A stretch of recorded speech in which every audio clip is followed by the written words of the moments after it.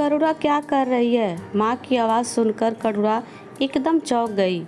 करुणा जल्दी से घर के अंदर आई और बोली, माँ कुछ नहीं, बस खेल रही थी। क्या हुआ? करुणा की माँ खाना बना रही थी। मैं तो तुम्हें खाने के लिए बुला रही थी। करुणा खाना खाकर अपनी माँ से बोली, माँ मैं शोभा के घर खेलने जा रही हूँ। रामावती, अरे रुक, क्यों जाती है उनके घर? वे बड़े लोग हैं, कहीं बुरा ना मान जाएं।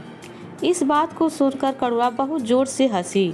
माँ तुम कैसी बात करती हो? मेरी सबसे अच्छी सहेली है। अभी जाने दो ना माँ, थोड़ी देर में आ जाऊंगी। यह सुनकर रामावती का मन पिघल गया। जा चली जा, लेकिन अपने बापू के आने से पहले आ जाना। करुणा और शोभा दोनों पक्की सहेली थी, लेकिन दोनों की किस्मत अलग अलग थी। एक तरफ करुणा बहुत गरीब घर से थी, तो शोभा गांव के जिम्मेदार की बेटी थी, जिसके घर में पैसे की कोई कमी नहीं थी। दोनों सहेली एक ही स्कूल में पढ़ती थी। एक दिन शोभा स्कूल आई और करुणा से बोली, करुणा मेरे माता पिता मुझे शहर भेज रहे हैं पढ़ने के लिए, तू मुझे भूल तो नहीं जाएगी? यह सुनकर करुणा बहुत उदास होने लगी। शोभा मत जाना, कोई बहाना बना दे। शोभा की आंखों से आंसू छलक रहे थे। काश यह मेरे बस में होता, लेकिन वादा कर तू मुझे भूलेगी तो नहीं, और जब भी मैं छुट्टियों में गांव आऊंगी तो तुझसे मिलने जरूर आऊंगी। शोभा को उसके माता पिता शहर पढ़ने के लिए भेज देते हैं। करुणा वही गांव स्कूल में पढ़ती रहती है। धीरे धीरे दोनों बड़े होने लगते हैं। करुणा की पढ़ाई गांव से होने के कारण ज़्यादा नहीं पढ़ पाती।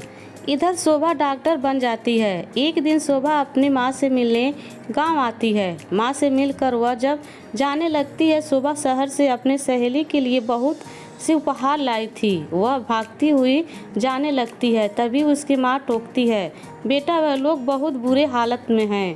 उसके माता पिता का स्वर्गवास हो चुका है। माँ भी बहुत बीमार रहती है। मुझे लगता है उसका रिश्ता पक्का हो गया है। शोभा करुणा से मिलने पहुंच जाती है। दरवाज़ा खटखटाने पर करुणा दरवाज़ा खोलती है। शोभा उसे देखकर गहरी सोच में पड़ जाती है। एक बार तो उसे ऐसा लगता है कि यह कोई और है, लेकिन जब ध्यान से देखती है तो करुणा ही थी। गालों में गहरे गड्ढे पड़ गए थे, रंग भी सांवला हो गया था। इधर करुणा भी एक बार शोभा को देखकर हैरान रह गई। शहर जाकर उसके तो रंग ढंग बदल गए, एकदम अप्सरा सी लग रही थी। करुणा एकदम उसे देखी जा रही थी। उसे देखकर शोभा ने कहा, अंदर आने के लिए कहेगी या यहीं खड़ी रखेगी? करुणा जैसे नींद से जागी, हाँ हाँ अंदर आना, तुझे देख तो अपनी सुध बुध भूल गई। कैसी है तू? एक साथ सवालों की बौछार सी कर दी। करुणा ने शोभा ने अंदर आकर देखा, एक टूटी सी खाट पर उसकी माँ पड़ी थी। पास ही कुछ दवाइयाँ रखी थी। शोभा को देखकर रामावती ने उठने की कोशिश की। तभी शोभा ने टोका, अरे चाची क्यों परेशान हो रही हो? लेटी रहो, मैं शोभा हूँ, करुणा से मिलने आई थी। आपकी तबीयत कैसी है? क्या हुआ आपको? तभी करुणा पानी ले आई। कुछ नहीं, बस कमजोरी है, थोड़ी खाएगी पिएगी ठीक हो जाएगी। तो सुना कब आई? शोभा बोली, आज ही आई हूँ और कल ही वापस जाना है। थोड़ा सा टाइम था, सोचा तुमसे मिल आऊँ। मैंने सुना है तेरा रिश्ता पक्का हो गया है। यह सुनकर करुणा थोड़ा उदास हो गई। तभी रामावती ने बताया, बेटी पास ही के गांव में एक लड़का है। घर में उसकी माँ और छोटा भाई है। शरीफ लड़का है, शहर में नौकरी करता है। रोज बाइक से शहर जाता है, शाम तक लौट आता है। उम्र थोड़ी ज़्यादा है। रामावती ने आगे बताते हुए कहा, बेटी इसके पिता चल बसे। मेरा भी कोई भरोसा नहीं है। मैं चाहती हूँ कि इसके हाथ पीले हो जाएं, तो सब चिंता मिट जाए। लेकिन इससे पूछे तो कहती है तुम अकेली हो जाओगी, मैं तुम्हें छोड़कर कहीं नहीं जाऊंगी। अब तुम्हें इसे समझा। शोभा करुणा को बाहर ले जाती है। क्या बात है करुणा, मुझे लड़का पसंद नहीं है। करुणा उसके गले लगकर रोने लगी। नहीं, मैंने लड़का नहीं देखा। वे तो ताऊजी रिश्ता पक्का कराए। वे बात नहीं है, माँ को अकेला कैसे छोड़ दूँ? शोभा ने उसकी बात समझते हुए कहा, वे बात तो तेरी ठीक है, लेकिन शादी तो करनी पड़ेगी। यह सोच माँ को कुछ हो गया तो तेरी शादी कैसी होगी? और अगर एक बार तेरी शादी हो गई और तेरा पति अच्छा निकल गया तो तू उसके साथ कभी भी अपने माँ से मिलने आ सकती है। वैसे भी चाची कुछ दिन में ठीक हो जाएगी। करुणा, नहीं, वह अब ठीक नहीं होगी। डॉक्टर जवाब दे चुका है, कैंसर है, आखिर स्टेज का। उसे कुछ बताया नहीं है, तू भी मत बताना।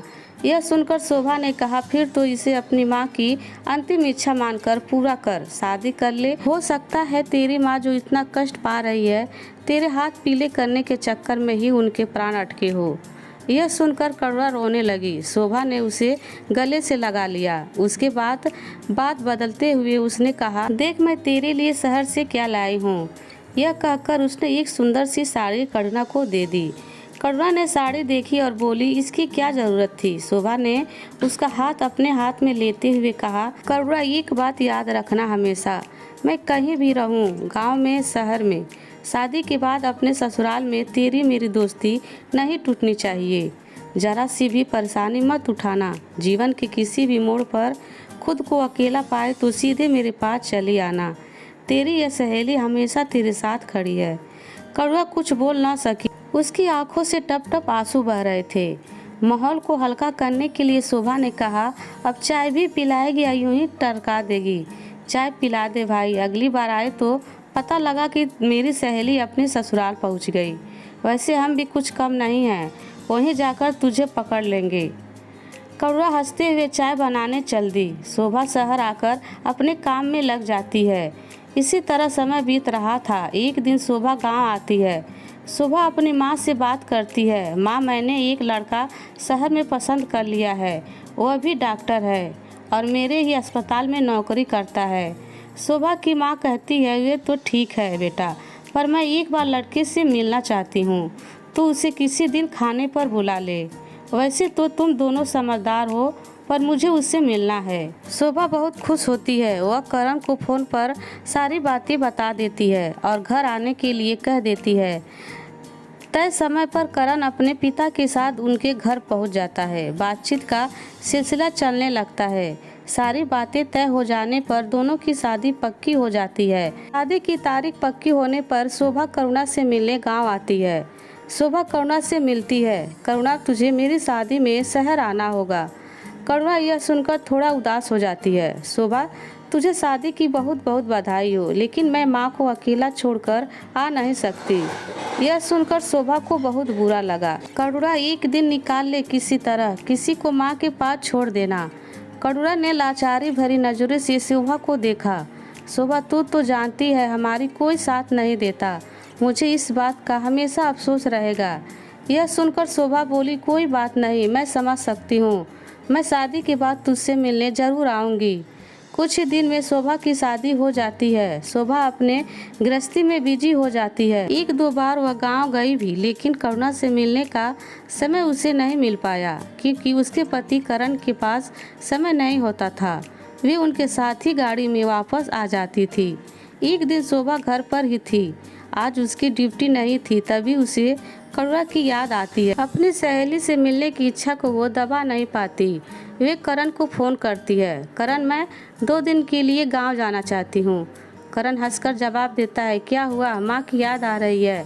शोभा उन्हें समझाते हुए कहती है, नहीं, मेरी एक सहेली है गांव में, वे बेचारी शादी में भी नहीं आ पाई, उसी से मिलने जाना है। करण कहता है, चलो कल चलते हैं, मैं कल की छुट्टी लेता हूँ। शोभा मुस्कुरा कर कहती है, नहीं, मैं अकेली चली जाऊंगी और 2-3 दिन बाद ही वापस आऊंगी। करण उसकी बात पर सहमत हो जाता है। करुणा से मिलने के उत्साह में शोभा जल्दी जल्दी अपने कपड़े पैक कर दोपहर की गाड़ी से गांव पहुंच जाती है। अचानक शोभा को देखकर उसकी माँ पूछती है, बेटी अचानक कैसे आ गई। शोभा हंसकर जवाब देती है, माँ कुछ नहीं, बस ऐसे ही मन कर रहा था। शादी के बाद एक बार भी करुणा से नहीं मिल पाई, सोचा उससे मिलकर बहुत सी बातें करूँगी। यह सुनकर शोभा की माँ उदास हो गई और बोली, अच्छा किया बेटा जो उससे मिलने आ गई। उसका आखिरी सहारा उसकी माँ को भी भगवान ने उसे छीन लिया। अभी 3 दिन पहले ही उसकी माँ चल बसी, बिल्कुल अकेली हो गई। ऊपर से उसकी ताऊ ने 15 दिन बाद उसकी शादी पक्की कर दी। यह सुनकर शोभा को गहरा धक्का लगा। वह जल्दी से घर से बाहर निकलकर गांव की गलियों को पार करके करुणा के घर के सामने पहुंच गई। घर के सामने दरी बिछी थी, लोग वहां बैठे थे। शोभा करुणा को ढूंढती हुई अंदर चली गई। आंगन के सामने बरामदे में करुणा को घेरे गांव की कुछ औरतें बैठी थी। कड़वा को शोभा ने उसे पुकारा। शोभा को देखकर कड़वा की जैसी चीख निकल गई। शायद कोई शौक लहर से वे अभी तक दबाए बैठी थी उभर कर सामने आ गई। कड़वा झट से रोती हुई आंगन में खड़ी शोभा के गले लग गई। शोभा की आंखों से भी आंसू बह रहे थे। कड़वा ने उसे कस के पकड़ रखा था। शोभा, माँ चली गई, सब खत्म हो गया, मैं अकेली रह गई। बार बार यही बातें कड़वा दोहरा रही थी। शोभा उसे किसी तरह पकड़कर बरामदे में ले गई, उसे बैठाया। कड़वा, तू चिंता मत कर, मैं हूँ ना तेरे साथ। कड़वा को बहुत देर तक दिलासा देती रही। अब शोभा को समझ में आ गया कि क्यों इतने दिन बाद अचानक कड़वा की याद आई, जो उसे बेचैन कर गई। कड़वा के दिल की आवाज़ शोभा तक संदेह बनकर पहुंच गई। काफ़ी देर बैठने के बाद शोभा ने करुणा से पूछा, तूने कुछ खाया? करुणा ने बड़ी मुश्किल से जवाब दिया, शोभा, बिल्कुल मन नहीं है। ऐसा लगता था जैसे माँ के साथ मेरे प्राण भी निकल जाएं। लेकिन तुझे देखकर लगा कि मेरा कोई अपना है। क्या तू कुछ दिन मेरे पास रुक सकती है? शोभा ने उसे आंसू पोंछते हुए कहा, चिंता मत कर, मैं अभी यहीं हूँ, पर तुझे खाना खाना होगा। भूखे रहने से तो तू बीमार पड़ जाएगी। तुझे मेरी दोस्ती की कसम, खाना खा ले। करुणा की बार बार मना करने पर भी शोभा ने उसे जबरदस्ती खाना खिलाया। रात के समय जब करुणा सो गई तब उसकी ताई से शोभा ने कहा, ताई जी, इसे मत बताना कि मैं जा रही हूँ, सुबह जल्दी ही आ जाऊँगी। ताई जी ने शोभा के सिर पर हाथ फेरते हुए कहा, बेटी, सुबह जरूर आ जाना। तेरे आने से इसकी जान में जान आ गई, बड़ी हिम्मत बन गई। करुणा को सोते छोड़ शोभा घर आ गई, लेकिन उसकी आंखों से नींद कोसों दूर भाग गई थी। अब करुणा का क्या होगा, यह सवाल बार बार उसे परेशान कर रहा था। सुबह होते ही शोभा करुणा के पास पहुंच जाती है, सारे दिन वहीं रुकती है। इसी बीच कई बार करण का फोन आया, वह भी गांव आना चाहता था, लेकिन शोभा ने मना कर दिया। 3-4 दिन बीत जाने पर शोभा ने करुणा से कहा, करुणा, तुझे हिम्मत से काम लेना होगा, मुझे अब जाना पड़ेगा। यह मेरा फ़ोन नंबर है, कभी भी तुझे मेरी ज़रूरत हो तो मैं आ जाऊंगी। शोभा वापस आकर अपने काम में लग जाती है। इसी तरह 2 महीने बीत जाते हैं। एक दिन शोभा किसी काम से अपनी माँ को फ़ोन करती है, कैसी हो माँ, बहुत दिन हो गए आपसे बात करे, घर में सब कैसे हैं? शोभा की माँ कहती है, बेटी, सब ठीक है, तू कैसी है, गांव कब आ रही है? एक बार आकर अपनी माँ से मिल जा। शोभा यह सुनकर थोड़ी देर के लिए चुप हो जाती है, फिर कहती है, माँ, मेरा भी बहुत मन है गांव में आने का, लेकिन समय नहीं मिल पा रहा है। देखती हूँ समय निकाल कर आने का प्रोग्राम बनाती हूँ। इधर इन 2 महीनों में करुणा की ज़िंदगी पूरी तरह से बदल गई थी। सभी रिश्तेदारों ने उससे पीछा छुड़ाने के लिए आना जाना बंद कर दिया था। कुछ दिन बाद करुणा की ताई उसके घर आई। करुणा अकेले बैठी है, क्या बात है? करुणा ने ताई जी को देखकर कहा, ठीक हूँ ताई जी, आप बताइए कैसी हैं? अब अकेले ही रहना है। पहले माँ थी तो कोई न कोई आता जाता रहता था, लेकिन अब तो कोई भी नहीं आता। यह सुनकर ताई जी थोड़ी सी झेप जाती है। अपनी झेप मिटाने के लिए वह कहती है, अरे बेटी, मेरे पैर में दर्द रहता है, चला फिरा नहीं जाता, आज भी बड़ी मुश्किल से आई हूँ। तेरे ताऊ जी ने तेरे लिए एक लड़का देखा है। उस लड़के के पिता नहीं है, माँ है और एक छोटा भाई है। लड़का नौकरी करता है और उन्हें किसी चीज़ की लालच भी नहीं है। यह सुनकर करुणा का मन किया कि अभी ताई जी को उल्टा सीधा सुनाकर भगा दे। अभी माँ को गए 2 ही महीने भी नहीं हुए हैं और इन्हें शादी की पड़ी है। करुणा अभी सोच ही रही थी, तभी ताई जी ने बोला, करुणा, 2 दिन बाद लड़के वाले देखने आएंगे, तैयार रहना बेटा, और घर को भी अच्छे से साफ कर लेना। मैं तेरी बहन को पहले से भेज दूंगी, यह कुछ पैसे रख ले, उस दिन अच्छा से नाश्ता मंगा लेना। लेकिन ताई जी, मैं अभी शादी नहीं करना चाहती हूँ, अभी माँ को गए दिन ही कितने हुए हैं। करुणा ने दबे स्वर में ताई जी से कहा, तो वे बिफर पड़ी, अरे भलाई को तो जबाना ही नहीं है, घर में खाने को दाने नहीं है, इतना अच्छा रिश्ता ठुकरा रही हो। तूने सोचा है घर का खर्चा कैसे चलेगा? मुझे रात भर नींद नहीं आती, जवान लड़की घर में अकेली रहती है, कोई बात हो गई तो मुँह तो हमारा काला होगा। करुणा की आंखों से टप टप आंसू बह रहे थे, लेकिन ताई जी को इससे कोई फर्क नहीं पड़ता, वे अपनी बात करती रहती। पूरी बात करने के बाद ताई जी ने 500 रुपये पकड़ाते हुए कहा, जो मैं कह रही हूँ चुपचाप मान ले। तेरी माँ तो हमारे सामने जबान नहीं खोलती थी। आखिर हम तेरे अपने हैं, कोई गैर नहीं। करुणा ने रोते हुए कहा, नहीं ताई जी, ये बात नहीं है। अभी माँ को गए समय ही कितना हुआ है। कुछ दिन बाद लड़की वालों को बुला लेती। ताई जी ने समझाते हुए कहा, बेटी तू चिंता मत कर, तेरे ताई जी सब संभाल लेंगे। कहकर ताई जी जल्दी से चल दी। करुणा बैठकर रोती रही। माँ तुम क्यों मुझे छोड़कर चली गई? काश तुम होती तो यह सब न होता। अगले दिन करुणा एसटीडी बूथ पर गई और शोभा को फोन कर सारी बातें बता दी।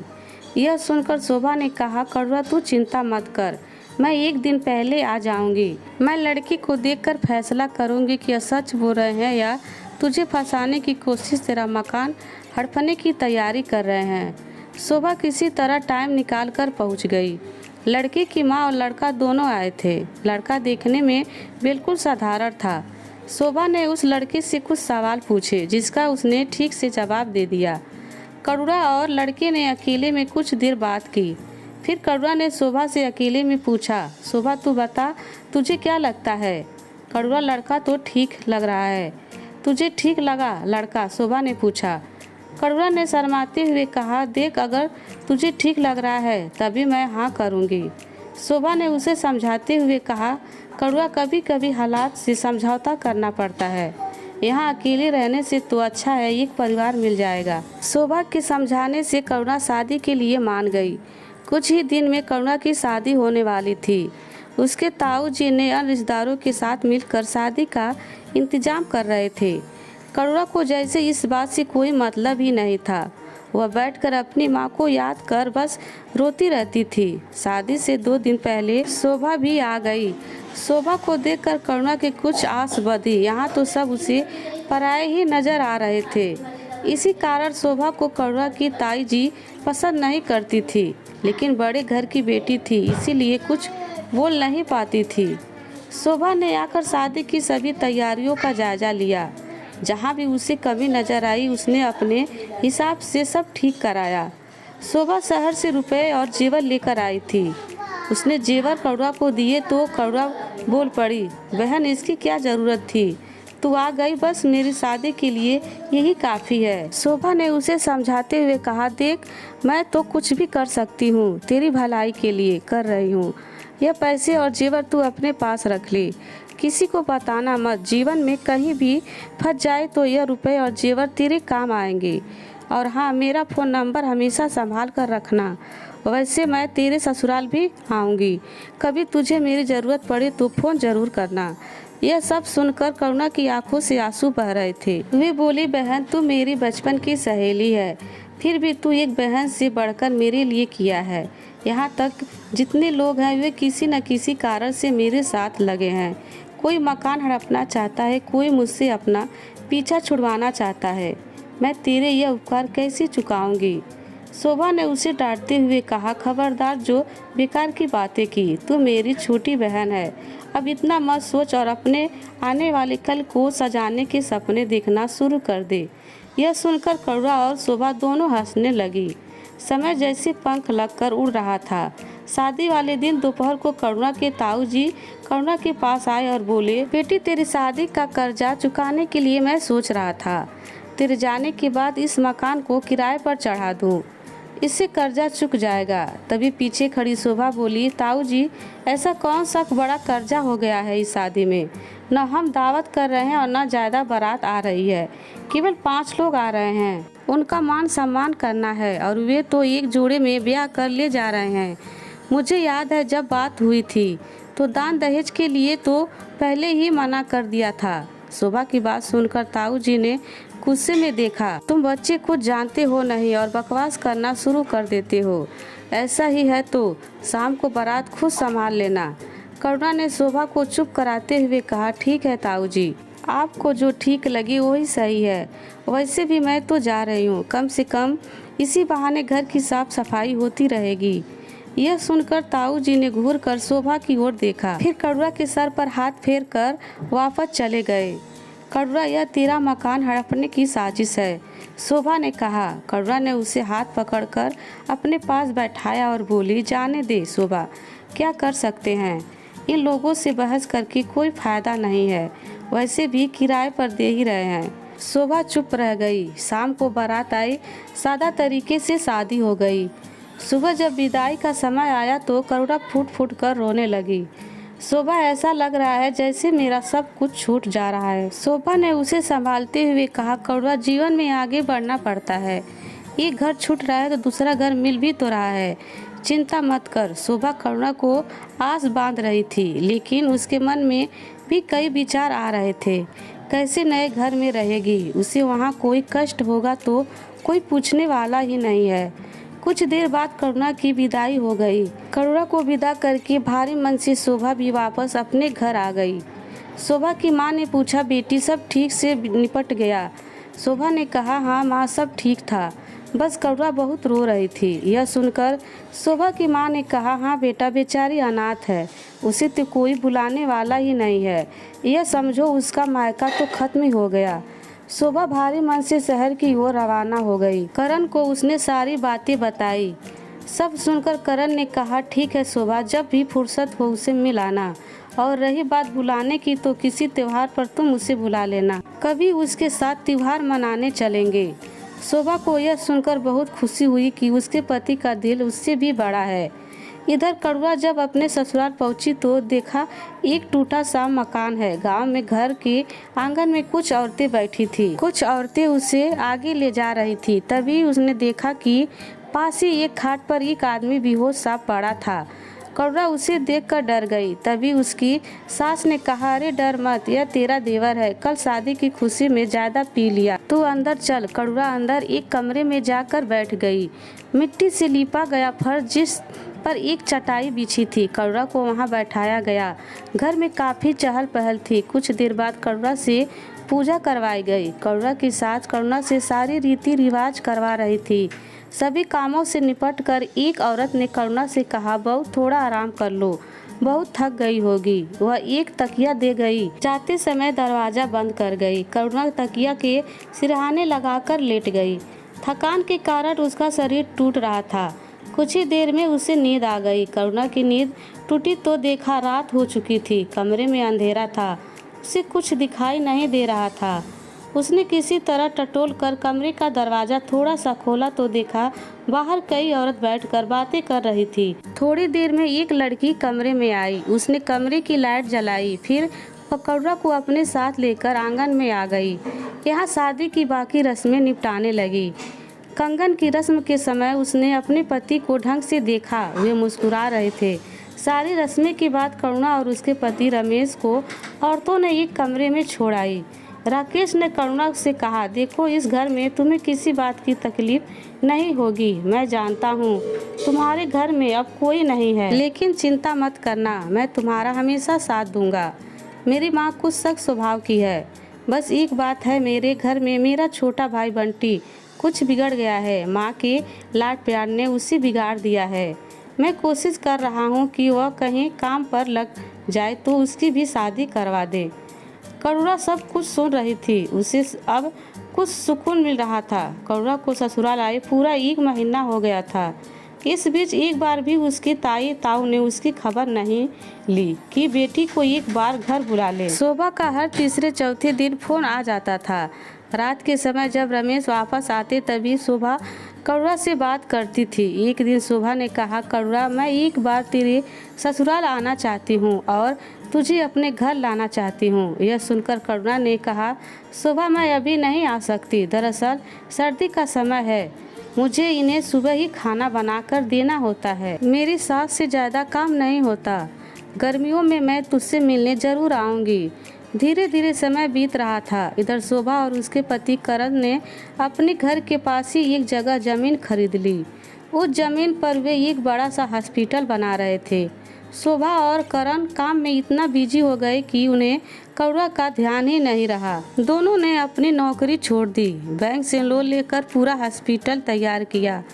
हॉस्पिटल पूरा होने पर सभी सुविधा से सुचित था। शोभा और करण दिन रात अस्पताल को सुचारू रूप से चलाने के काम में लग गए, जिसमें स्टाफ को भर्ती कराना, सारी मशीनें लाना, पूरे स्टाफ को ट्रेनिंग देना। इन्हीं सब में 2 साल बीत गए। इस बीच न तो करुणा का फोन आया, न शोभा उसे फोन कर पाई। 2 साल बाद एक दिन शोभा अपने घर में बैठी थी, तभी उसे करुणा का ध्यान आया।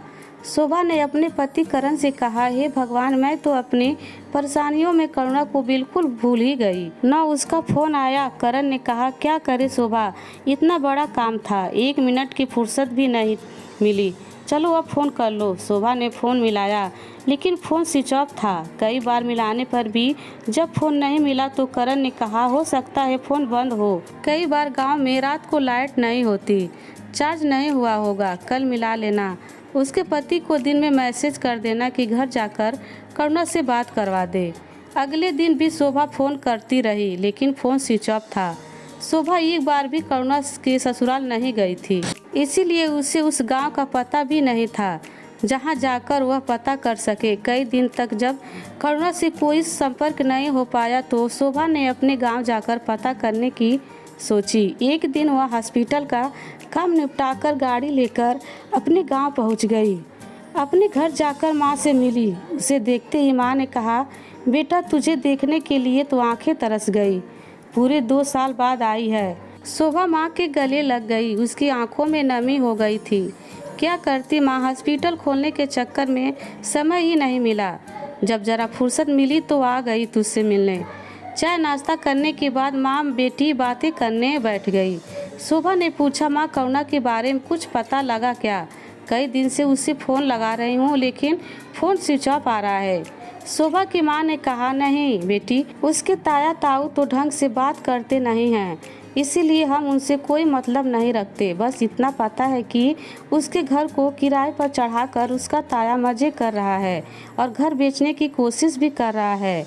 शोभा ने निराश होते हुए पूछा, क्या मैं एक बार उसके ताऊ ताया से मिलकर पूछूं? शायद उन्हें पता हो।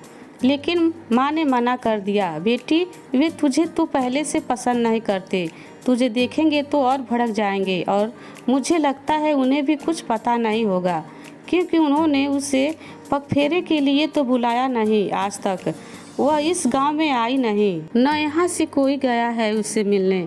लेकिन शोभा नहीं मानी। वह करुणा के ताऊ के घर पहुँच गई। दरवाज़ा खटखटाया, उसकी ताई ने दरवाज़ा खोला। अरे शोभा, तुम बहुत दिन बाद आई, बताओ क्या काम है? शोभा ने कहा, ताई जी, करुणा की कोई खबर है क्या? आपको कई दिन से उसको फ़ोन नहीं लग रहा है।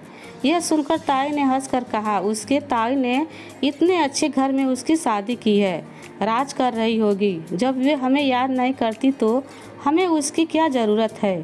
एक बार भी अपने पति के साथ हमसे मिलने नहीं आई।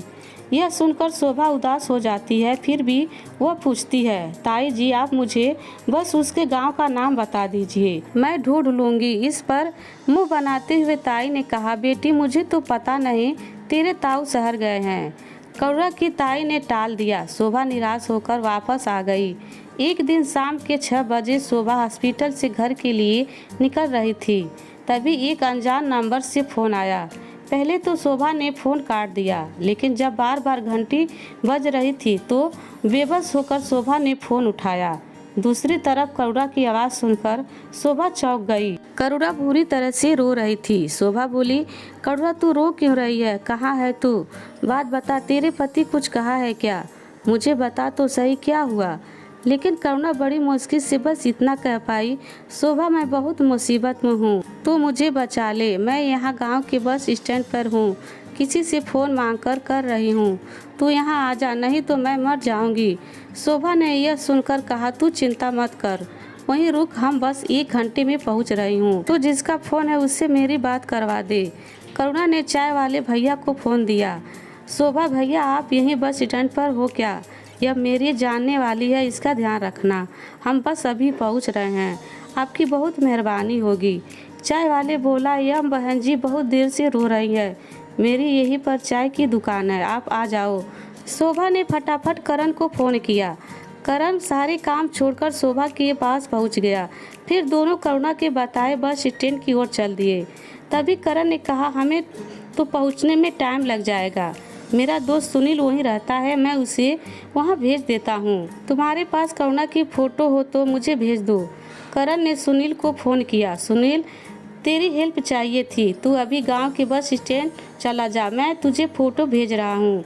यह शोभा की दोस्त है, बहुत परेशान है। हम वहाँ आ रहे हैं, जब तक हम आए इसका ख्याल रखना, कोई इसे नुकसान न पहुँचा पाए, बस हमारे आने तक संभाल लेना। सुनील ने जवाब दिया, भाई चिंता मत कर, मैं अभी 10 मिनट में पहुंच रहा हूं और तेरी उससे बात भी करवा दूंगा। यह सुनकर करण और शोभा को थोड़ी शांति मिली। सुनील बाइक से फटाफट करुणा के पास पहुंच गया। वह चाय वाले के पास पहुंचा। करुणा वहीं थी, लेकिन वह उसे पहचान न सका। शोभा ने जो फोटो भेजी थी वे करुणा की शादी की थी। उसे चाय वाले से पूछा तो चाय वाले ने करुणा की ओर इशारा किया। पुरानी सी साड़ी पहनकर कमजोर सी एक औरत बैठी थी। सुनील ने फोटो को ध्यान से देखा, तब समझ आया कि यह वही है। सुनील, बहन, मुझे शोभा ने भेजा है, आप ठीक तो हो? चिंता मत करो, वह अभी आ रहे हैं। यह सुनकर करुणा रोने लगी। भैया, मेरा देवर मुझे ढूंढता हुआ यहाँ आ जाएगा और ज़बरदस्ती मुझे ले जाएगा, मेरी मदद करो। यह सुनकर सुनील ने कहा, आप चिंता न करें, मेरे रहते आपको कोई हाथ नहीं लगा सकता, मैं अभी आया। सुनील चाय वाले से चाय और नमकीन का पैकेट करुणा के लिए लाया। करुणा चाय पीने लगी। जब तक चाय पी चुकी तब सुनील ने कहा, आप आराम से बैठिए, मैं अभी आपकी बात करवाता हूँ। सुनील ने करण का नंबर डायल किया और करण को फ़ोन दिया। दूसरी तरफ शोभा बोल रही थी, करुणा अब बता क्या बात है? करुणा बहुत डरी हुई थी, उससे कुछ बताया नहीं जा रहा था। वह बोली, बस बहन तू आ जा, फिर तुझे सब बताऊंगी। यह कहकर करुणा ने फ़ोन सुनील को पकड़ा दिया। शोभा, भैया इसने कुछ बताया क्या? सुनील ने जवाब दिया, भाभी यह बहुत डरी हुई हैं, इन्होंने बस इतना बताया कि इनका देवर इन्हें ढूंढते हुए यहाँ आ जाएगा और ज़बरदस्ती ले जाएगा। आप चिंता मत करो, मैंने अपने 4-5 दोस्तों को बुला लिया है, हमारे रहते कोई इन्हें छू भी नहीं सकता, आप आराम से आ जाओ। यह सुनकर शोभा ने कहा, भैया आपका बहुत बहुत धन्यवाद, यह मेरी बचपन की सहेली है, 2 साल से इससे कोई कांटेक्ट नहीं हो पाया, बस कुछ देर और इसका ध्यान रखिए, हम बस पहुंच ही रहे हैं। सुनील बोला, अरे भाभी यह तो मेरी बहन जैसी है, आप चिंता मत करो, आराम से आओ। शोभा ने फ़ोन काट दिया और करण से बोली, बात समझ में नहीं आ रही है, उसका देवर क्यों उसके साथ ज़बरदस्ती कर रहा है? उसका पति कहाँ है? करुणा ने बताया था कि उसका देवर तो गुंडा टाइप का है, सारे दिन शराब पीकर पड़ा रहता है, लेकिन इसके पीछे क्यों पड़ा है? लगता है इसका पति कहीं काम से बाहर चला गया होगा। करण ने शोभा को समझाते हुए कहा, शोभा चिंता मत करो, अभी आधे घंटे में हम पहुंच जाएंगे, फिर करुणा से अच्छे से पूछ लेना। फोन पर न वह बता पाएगी न तुम कुछ समझ पाओगी, वैसे भी अब उसका देवर कुछ नहीं कर पाएगा। सुनील को मैं जानता हूँ, वह आखड़ा चलाता है, उसके आखड़े के लड़के वहाँ पहुँच गए होंगे, उन्हें देखकर उसका देवर सामने भी नहीं आएगा। शोभा बहुत परेशान थी। हे भगवान, करुणा मिली भी तो किस हाल में, बेचारी के जीवन में कोई न कोई परेशानी खड़ी ही रहती है। मुझे तो इसके पति पर गुस्सा आ रहा है, जब उसे पता है कि उसके माता पिता है नहीं और खुद का भाई गुंडा है तो उसे अकेला क्यों छोड़ दिया, अपने साथ शहर ही ले जाता। करण और शोभा इसी तरह बातें करते करते बस स्टैंड तक पहुंच गए। शोभा जैसे ही करुणा के पास पहुंची वह उसे देखकर दंग रह गई, कितनी कमज़ोर हो गई थी। करुणा एक पुरानी सी साड़ी पहन हाथ में एक कपड़े का पुराना सा बैग, कुछ देर के लिए तो शोभा उसे देखती ही रह गई, कुछ बोल नहीं पाई। फिर उसने कहा, करुणा, करुणा, जो अभी सर झुकाकर बैठी थी। शोभा की आवाज़ सुनकर जैसे उसमें जान आ गई, वह शोभा को देखकर रोने लगी और उसे लिपट गई। बहन तू आ गई, मुझे बचा ले, नहीं तो ये लोग मुझे मार डालेंगे। शोभा ने करुणा को कस के जकड़ लिया और बोली, कोई तुझे हाथ भी नहीं लगा सकता, मैं आ गई हूँ, अब सब ठीक हो जाएगा। मैं तुझे कब से ढूंढ रही थी, एक फ़ोन नहीं कर सकती थी मुझे ना तो तेरे ससुराल का पता मालूम था, ना तेरी ताई ने गांव का नाम बताया, वरना मैं तुझ तक पहुंच जाती। एक ही सांस में शोभा ने सब कह दिया। करुणा बस रोए जा रही थी। वह कुछ बता नहीं पा रही थी। तभी करण ने कहा, शोभा इन्हें घर ले चलो, अभी कुछ मत पूछो, यहाँ से निकलो, घर पहुंचकर बात करेंगे, यह बहुत डिप्रेशन में है। शोभा ने हाँ में सर हिलाते हुए करुणा को गाड़ी में बैठाया। करुणा को गाड़ी में बैठाकर शोभा और करण ने सुनील को धन्यवाद किया और करुणा को लेकर घर की ओर चल दिए।